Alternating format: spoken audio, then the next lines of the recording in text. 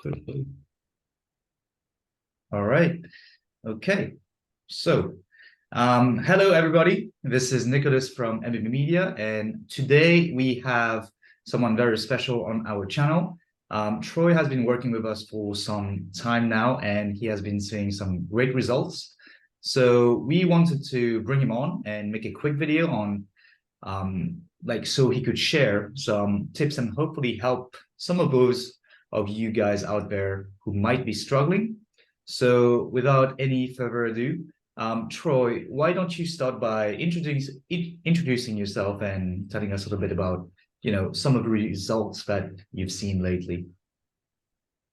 Sure. So I've been a licensed agent for a little over 2 years now, and I've had a chance to try out different lead vendors.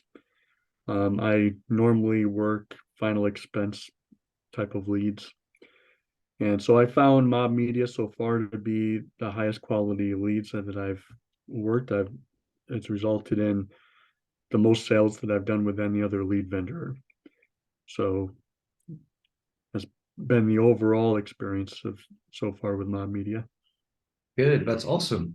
And that's kudos to you as well. I mean, we're not doing the sales for you, we're only providing the leads, of course. And on a month-to-month basis, so that people know approximately how much are you closing in annual premium since you joined the program? It's been about 10 to 12,000 a month. And that's absolutely amazing. I mean, there are some agents that I know personally that are getting the same leads as you are in kind of the same area and are not kind of seeing the same types of results that you are. Why do you think that is? And what would you say to them that is the main reason for your success and that they could implement right away?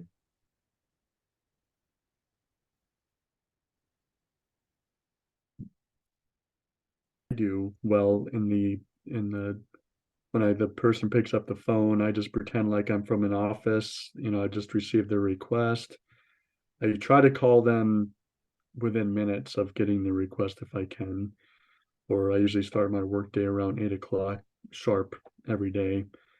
Um, so I think people appreciate that. I mean, first of all, they remember that they filled out the form because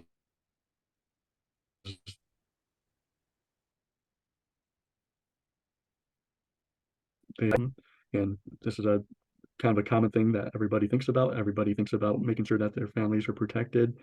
They took the time to fill out a form, so I run with that, and I just assume the sale going into when I call them, and it's up to them now to prove to me that they don't want it.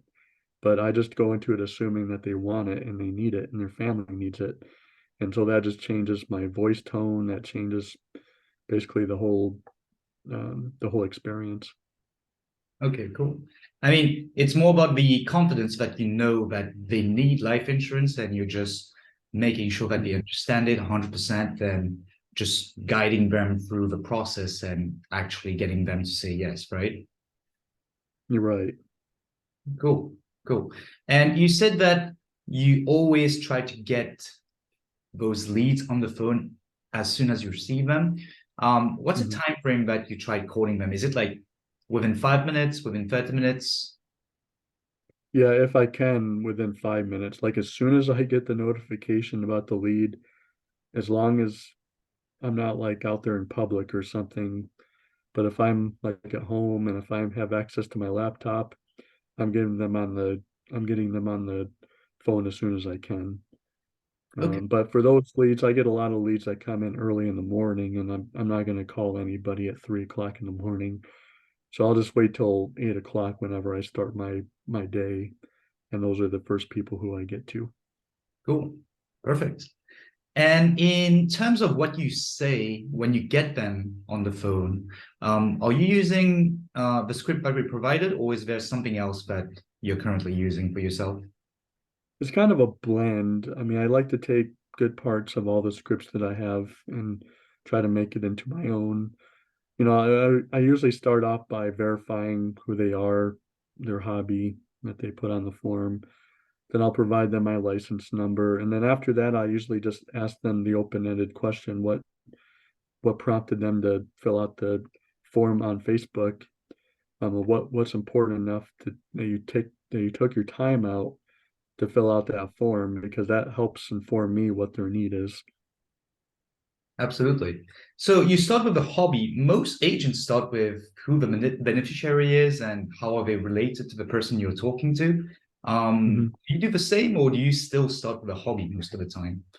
I usually start with the hobby, but then I'll follow that up by verifying their beneficiary too. I mean, the point is they just need something to latch onto when you're calling. You need something to separate yourself from a regular telemarketer. And this the hobby is the most immediate thing that I see on their form. So it's usually a pretty easy word or something that I just repeat, and then they immediately recognize it. Mhm. And you can just build familiarity with it if you have any sort of common ground on it, right? Yeah, yeah. Which oftentimes I do. I'll find something that I can relate to about their hobby. Perfect. Good. And what would you say is the most common objection that you hear on those calls, and how do you personally overcome these objections? Well, some people get the impression that it's a free benefit that they're getting. But I just remind them it's just no, it says low cost. It's designed for people on low income, and fixed incomes, I say. And that usually gets over the hump. And I just get right to my script after that. But some people, they really think it's a free program. And as soon as they hear that there's a cost, there's nothing you can do to change their mind. But the numbers work out as such that enough people will follow through with me on the script, which then enough of those will lead to sales. Yeah, yeah. Okay, great. Awesome. And final question to you, Troy.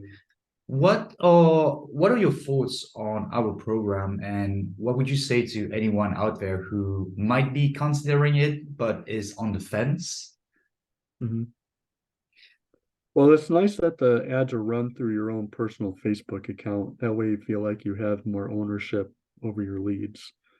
And you know that once you buy them one time, then you have them for a lifetime. So even if you can't get in touch with them one month, wait another month, give them a call. It's kind of like buying older leads if you were to buy those on the CRM. But since you already own them, you don't have to pay anymore for the same lead. So you can call them forevermore. So you get a good value out of that Hmm. Hmm. for sure. Great, great. Awesome, Mhm. awesome. I mean, it's been what, 3 months that you've been on the program so far, right? Yeah, pretty much. Yeah. Yeah. And are you still closing some of the leads that came in the first month, all the way to here? I've been so busy with the fresh leads that I haven't even had time to go and call back the older leads. Tell you the Mm. truth, I need to, but I just haven't. I just been getting so much action with my fresh leads that I haven't needed to yet. Yeah, that's a good problem to have, huh? I would say so. All right, all right. I mean, yeah, that was the final question, Troy. So I mean, thank you for taking the time to do this. I really appreciate it, and I appreciate you speaking with me about this and sharing all these valuable experiences with us today. I'll speak to you well next week through our weekly call as we have scheduled.